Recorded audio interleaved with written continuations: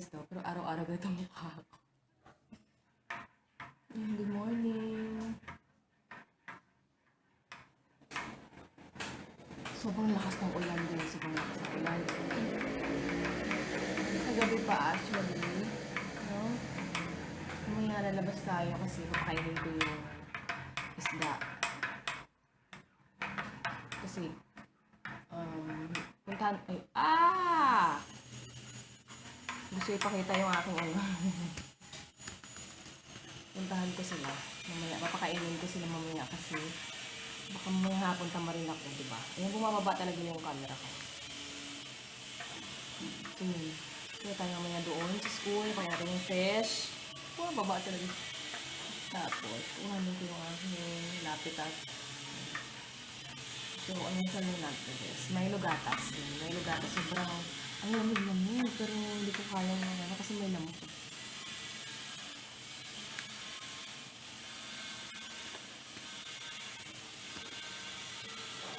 Sarap. Ayan lang muna kami sa gatas. Okay, tapos mamaya, after nito muna tayong school.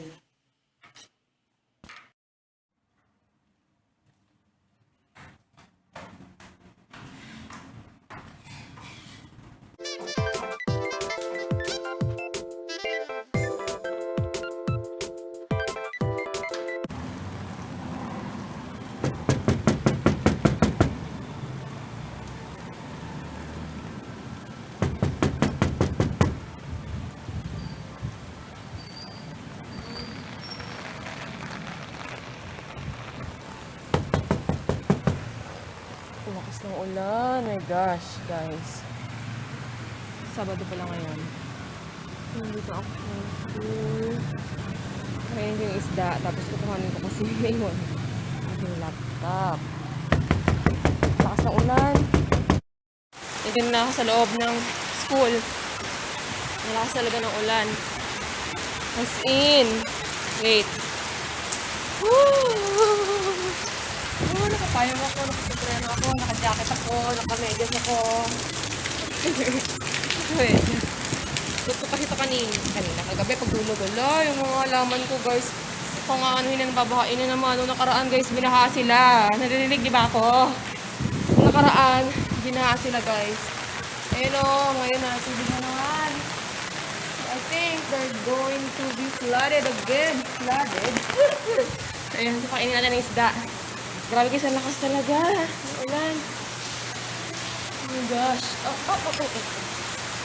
Vlog. Vlog, basta ako.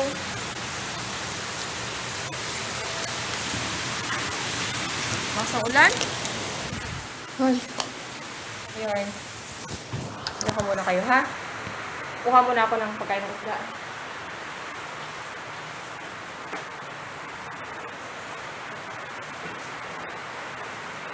Ito, kaya fish. Ay, parang.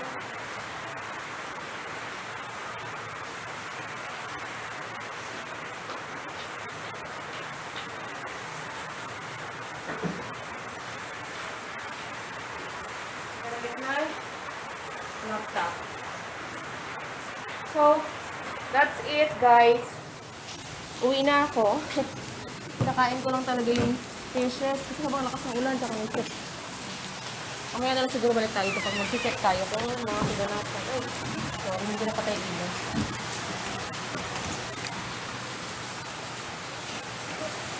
Balik tayo mamaya pagka ito na din yung kaganapan. Lakas kasi ng ulan, oh. Ayan. So, let's go sa bahay.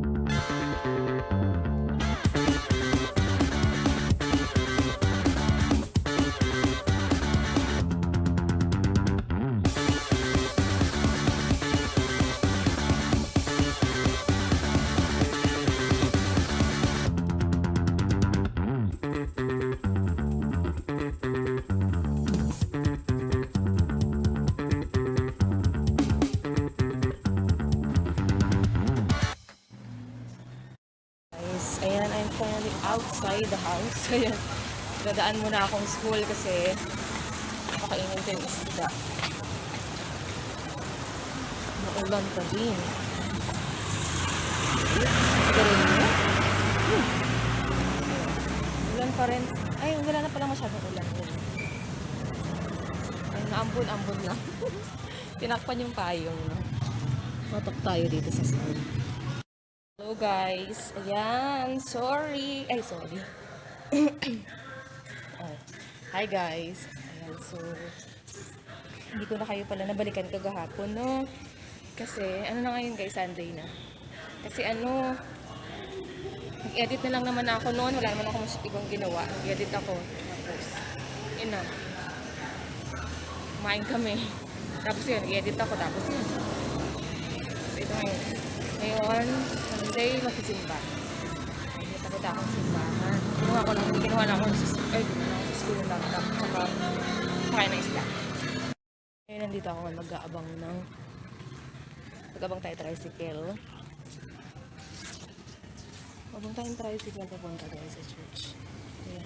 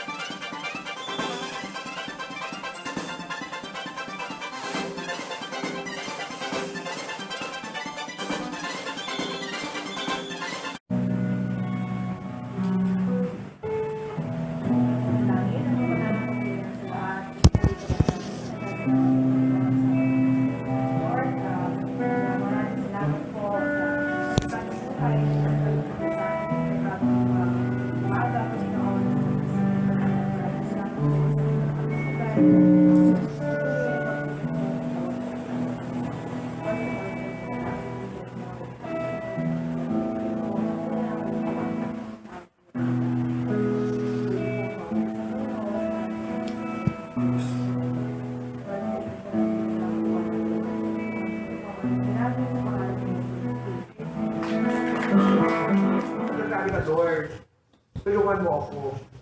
May sabi ni Lord, tinawag mo ba ako niya? Tungkunin mo ba sa akin yan?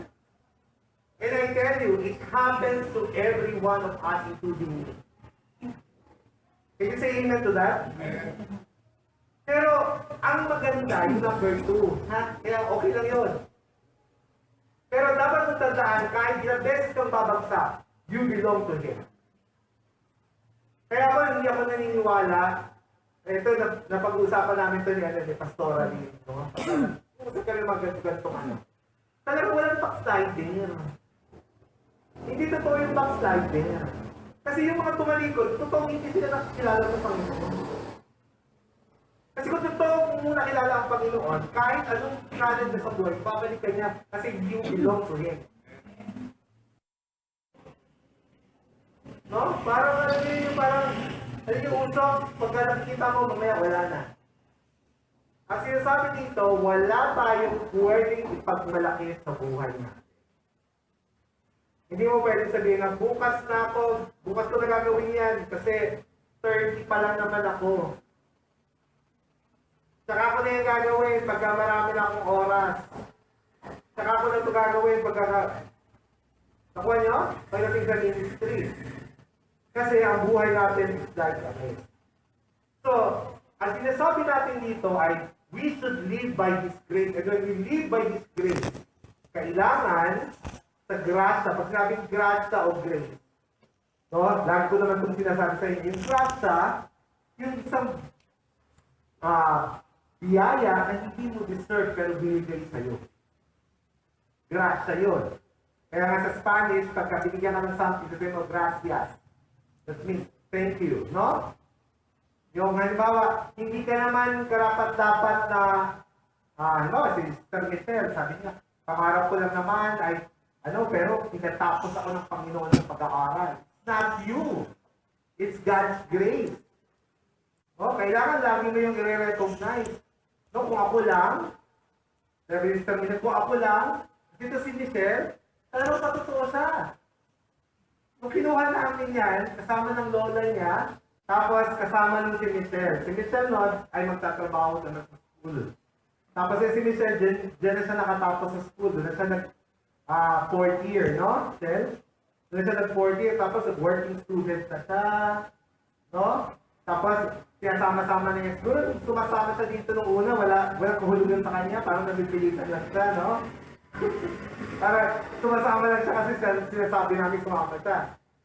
Pero, yung evolution ng buhay niya, no? Natapos na siya sa pag-aaral. Nag-work na siya ngayon sa office. Ang dami na niyang natutunan na bagay na hindi niya alam noon. No? Kaya ngayon, Michelle, gawin mo to. No? Sabi niya noon, ako, hindi ko alam. Di ba? Pero ngayon, ang galing na niya. Doon sa mga ginagawa niya. Pero hindi yun dahil sa Michelle. Dahil yun sa grasya ng Diyos. Kaya nga, ang sinasabi ko dito, importante sa buhay natin na dapat kinukonsulta natin sa Panginoon natin because we live by His grace. Because every time you boast in life, no, yung nagmamalaki ka na, ay ako, ito ang gagawin ko, itong pangarap ko, pa-expend ko itong bahay ko, pa-expend ko to dito. Hindi mo hawak ang buhay, I tell you. Kaya dapat ang lagi mo sasabihin bilang sa Kristiyano kung kalooban ng Panginoon. Okay naman magsabi kay Lord ng wish. Kasi nga sabi ng Psalms, diba? Delight yourself in the Lord and He will give you the desires of your heart, diba? Eh, desire tayo. Ibulong mo sa Panginoon, ilambing mo, pero dapat sasabihin mo, God willing.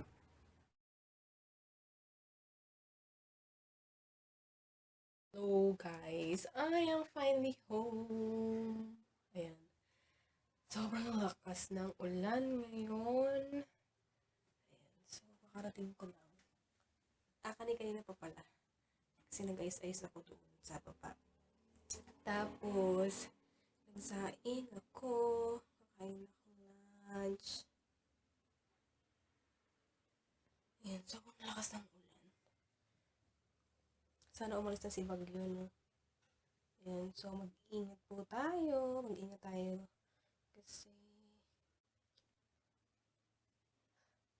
ayan, so antayin ko lang magluto yung kanin. Tapos, kakain tayo. Time to eat. Time to eat this food.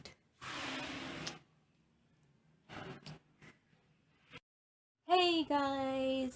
So, it's me again. Ayan, so, hapon na. Hindi, magagabi na pala.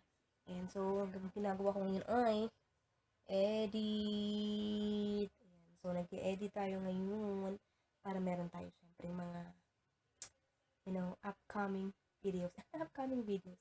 Hindi, ito pala yung mapapanood ninyo. Kung umabot kayo sa parang luto, ito na yun. Ito na yung ni-edit ko ngayon. Ayan. So, yun. Sana nagustuhan niyo yung vlog natin today. Ito lang yung weekend. Be like ko. Ganun. Ito lang yung madalas na ginagawa ko pag weekend. Bale, hindi ko pinakita, diba, yung kung lalabagin yan. Kasi pag Friday, pagdating na ng Friday, naglalaban na kagad ako. So, hindi ko na napakita pag Sabado. Ayan. Para pag Sabado, yung mga simple-simple lang na mga bagay. Ganun lang yung mga ginagawa. Ayan. So, that's it for today's video, guys. And I hope you enjoy watching it. Please like if you enjoy and please do subscribe if you haven't yet. And I will see you guys on my next vlog. Thank you for watching. Bye. Keep safe and God bless us all. Love you.